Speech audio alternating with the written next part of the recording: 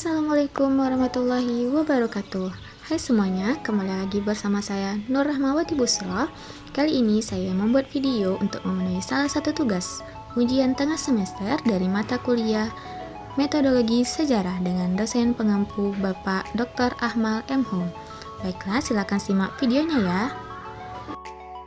Baiklah, ada beberapa hal yang perlu saya jelaskan. Yang pertama, saya akan menjelaskan mengenai pengertian metode dan metodologi.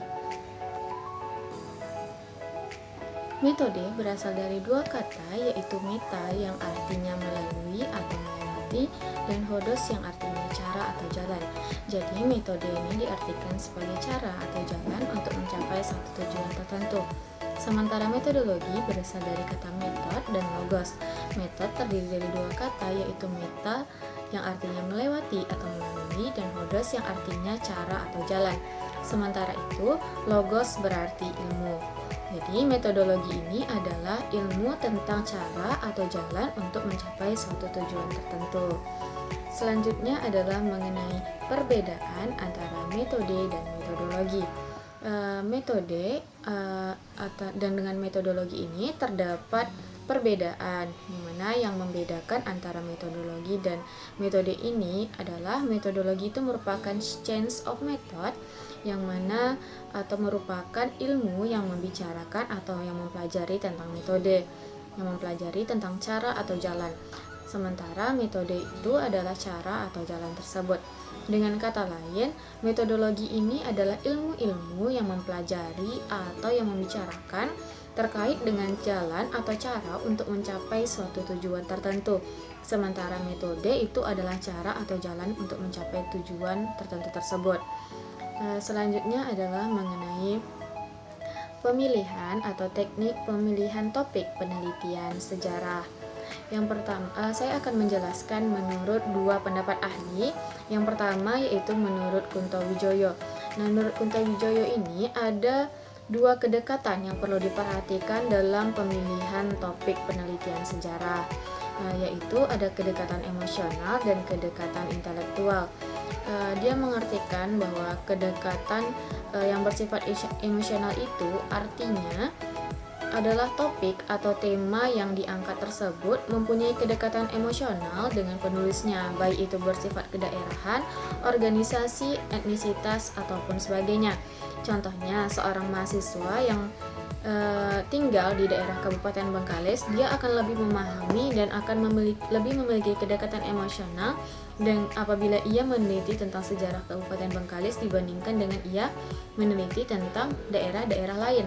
Selanjutnya yaitu bersifat kedekatan intelektual, yang artinya di mana topik yang kita ambil ini tidak harus, paling tidak dia tuh harus bersentuhan dengan kedekatan intelektual penulisnya. Misalnya sesuai dengan keahlian bidang studi yang digemari ataupun sebagainya. Contohnya, kalau si penulis ini mempunyai minat besar tentang sejarah politik, maka ia akan lebih menguasai topik terkait dengan sejarah politik dibandingkan dengan sejarah ekonomi. Selanjutnya yaitu menurut Helius Samsudin. Dalam bukunya, dia mengatakan bahwa dalam memilih suatu topik penelitian sejarah itu, maka perlu diperhatikan 4 kriteria. Yang pertama yaitu nilai. Topik itu harus sanggup memberikan penjelasan atas suatu yang berarti dalam arti suatu yang universal, aspek dari pengalaman manusia. Yang kedua yaitu keaslian atau originality. Jika subjek yang dipilih atau telah dikaji itu dalam penelitian yang lebih dahulu, kita tuh harus yakin bahwa kita dapat menampilkan salah satu atau kedua-duanya yang lebih berbeda, sehingga kita memiliki keaslian dengan penelitian kita sendiri. Yang ketiga yaitu kepraktisan. Penelitian ini harus dapat dilaksanakan dengan memperhatikan beberapa hal. Yang pertama yaitu keberadaan sumber-sumber yang dapat diperoleh itu tanpa adanya kesulitan yang tidak rasional, di mana kita harus memperoleh sumber-sumber yang untuk kita penelitian itu harus mudah didapatnya. Jika sulit didapat, maka itu akan tidak berarti. Yang kedua yaitu kemampuan untuk menggunakan sumber-sumber itu berdasarkan atas latar belakang atau pendidikan kita sebelumnya. Yang ketiga yaitu ruang lingkup penelitian. Selanjutnya adalah kesatuan atau unity. Setiap penelitian harus mempunyai suatu kesatuan yang tema atau diarahkan kepada suatu pernyataan atau proposal yang bulat atau proposisi yang bulat. Selanjutnya saya akan menjelaskan mengenai perbedaan penelitian sejarah dengan penelitian lainnya, di mana yang membedakan penelitian sejarah dengan penelitian lainnya adalah bahwa penelitian sejarah itu meneliti tentang masa lalu, serta harus terdapat batasan waktunya. Penelitian sejarah ini meneliti tentang suatu objek sejarah serta perkembangannya dari masa ke masa, sehingga di situ dapat terlihat perentangan waktu atau pembatasan waktunya. Selanjutnya adalah teknik penyusunan proposal penelitian. Yang pertama yaitu latar belakang masalah. Dalam uraian latar belakang masalah ini itu harus diidentikan dengan sejarah tentang suatu masalah yang akan diteliti.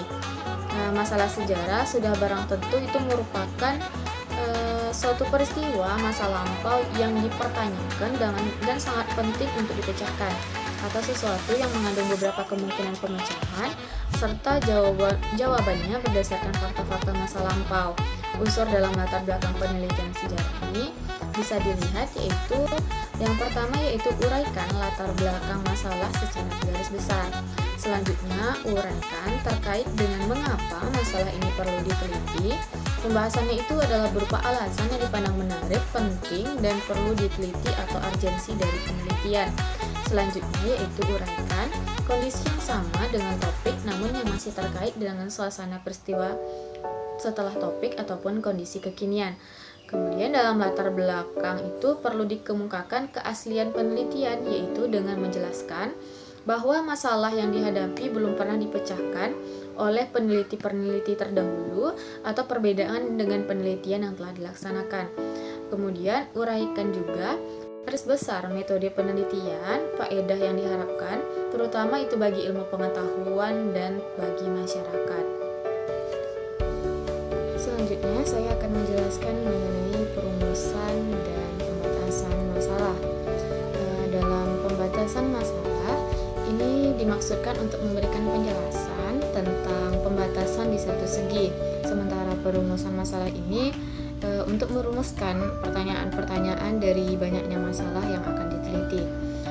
Perumusan dan pembatasan masalah ini itu harus ditegaskan segi atau aspek apa yang dijadikan sebagai pusat perhatian dari penelitian.